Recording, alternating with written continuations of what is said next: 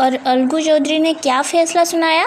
उसने सुनाया कि जुम्मन शेख, पंचों ने इस मामले पर विचार किया है कि खालाजान को माहवार खर्च दिया जाए।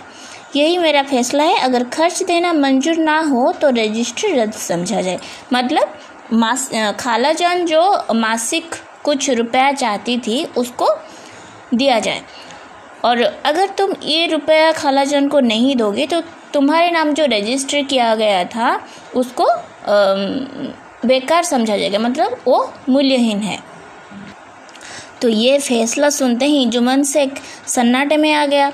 उन्हें अलगू से ऐसा उम्मीद नहीं थी, क्योंकि अलगू उसका बहुत अच्छा दोस्त था।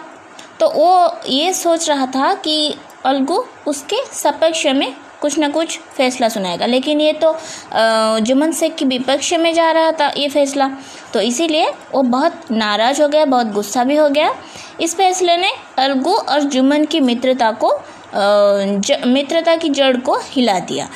मतलब उनमें जो गहरी दोस्ती थी वो ख़त्म हो गई, और दोनों अलगू चौधरी ने और जुम्मन शेख ने अलगू चौधरी से बदला लेने की सोचा, प्रतीक्षा किया। ठीक है। तो उसके बाद क्या हुआ? कुछ दिन चला गया। एक दिन क्या हुआ, अलगू चौधरी 2 बैल खरीद कर लाए थे। उन बैलों में से एक बैल मर गया, तो उन्होंने दूसरा बैल गांव के समझू साहू के हाथ बेच दिया। उन्होंने 1 महीने में दाम चुकाने का वादा किया। तो अलगू चौधरी अपनी काम करने के लिए 2 बैल खरीद कर लाया था, लेकिन किसी भी कारण के वजह से उसमें से एक बैल मर गया। तो अलगू ने क्या किया, जो दूसरा बैल था उसको समझू साहू नाम के एक आदमी को वो बेच दिया, और वो आदमी कहा कि 1 महीने के अंदर वो उस बैल की दाम चुका देगी।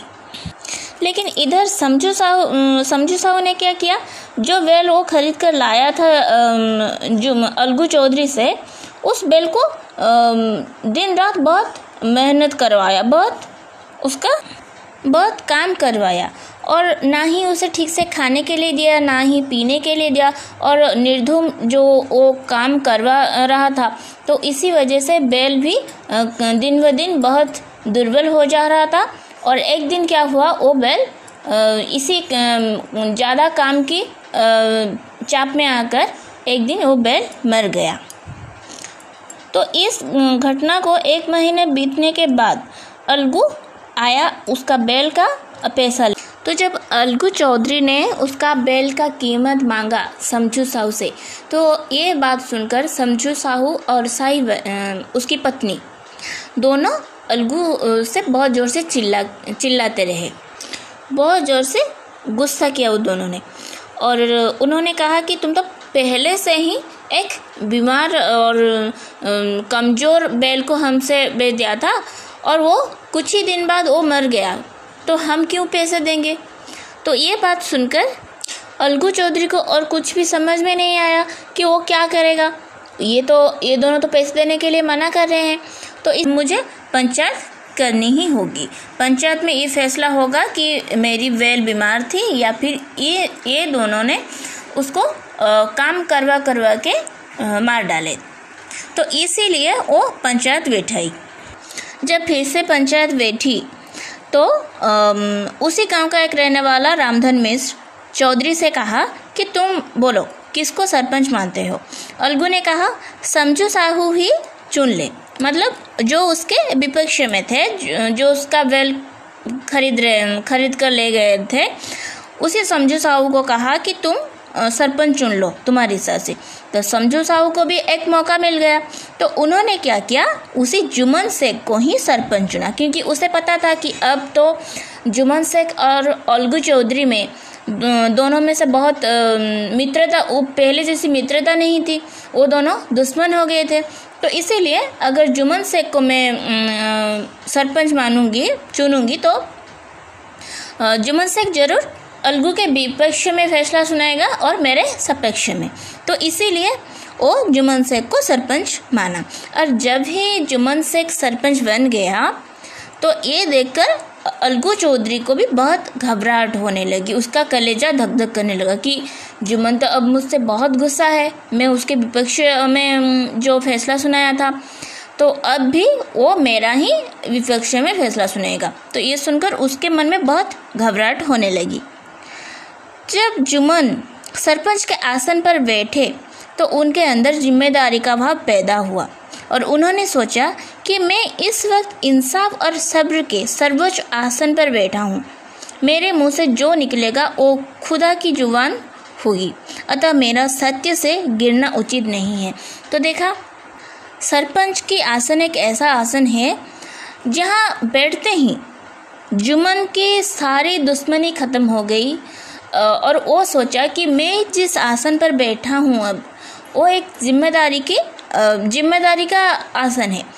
मुझे सच का सामना करना पड़ेगा। मुझे ना ही मेरी दुश्मनी निभानी है और ना ही दोस्ती। मैं हमेशा न्याय की सपक्ष लेना चाहिए मुझे, क्योंकि अब मेरे मुंह से जो भी निकलेगा वो खुदा की वाणी सदृश है। तो मेरे वचन को, मेरे बात को ये सब मानेंगे, तो मुझे अन्याय नहीं करनी चाहिए। ऐसा भाव उसके मन में पैदा हुआ। तो वो नहीं है, तो उसने क्या किया, दोनों पक्ष की बात सुनकर जुम्मन ने फैसला सुनाया। अलगू चौधरी और समझू साहू, पंचों ने तुम्हारे मामले में अच्छी तरह विचार किया। समझू के लिए उचित है कि वो बैल का पूरा दाम दे दे। जिस समय उन्होंने बैल लिया था उस समय उसे कोई बीमारी नहीं थी। बैल की मृत्यु केवल इसी कारण से हुई कि उससे अधिक से अधिक काम करवा गया, अधिक लिया गया और उसके दाने पानी का ध्यान भी नहीं रखा गया। तो समझ गए, जब जुम्मन शेख सरपंच के आसन पर बैठा तो उसने क्या फैसला सुनाया, दोनों की बात सुनी। अलगू चौधरी और समझू साहू दोनों की बात सुनी और सुनने के बाद वो ये फैसला लिया कि समझू साहू जो बैल खरीद कर लिया था अलगू चौधरी से, वो बैल जब वो खरीद कर लिए थे तब वो बैल की कुछ भी बीमारी नहीं थी, वो बिल्कुल सुस्त था। लेकिन समझू साहू उसे ज़्यादा काम करवा के और ठीक से खाने पीने ना देकर उसे बहुत दुर्बल कर दिया और इसी वजह से ही उसका मृत्यु हो गया। तो इसीलिए समझू साहू को अलगू चौधरी का पूरा पैसा देना चाहिए। तो ये बात सुनकर अलगू चौधरी ने बहुत खुश हो गया और उसने जोर से बोले, पंच परमेश्वर की जय। और उसने ऐसा क्यों किया? क्योंकि उससे लगता था कि जुम्मन से उसकी जो पहली दुश्मनी थी उसी वजह से वो उसका विपक्ष में कुछ राय देगा। लेकिन जुम्मन शेख जब ही उस सरपंच के आसन पर बैठा तो उसे भी जिम्मेदारी का एहसास हुआ और उचित न्याय विचार किया। तो इसी वजह से अलगू चौधरी बहुत खुश हो गया और थोड़ी देर बाद जुम्मन अलगू के पास आया और उसे गले लगा लिया।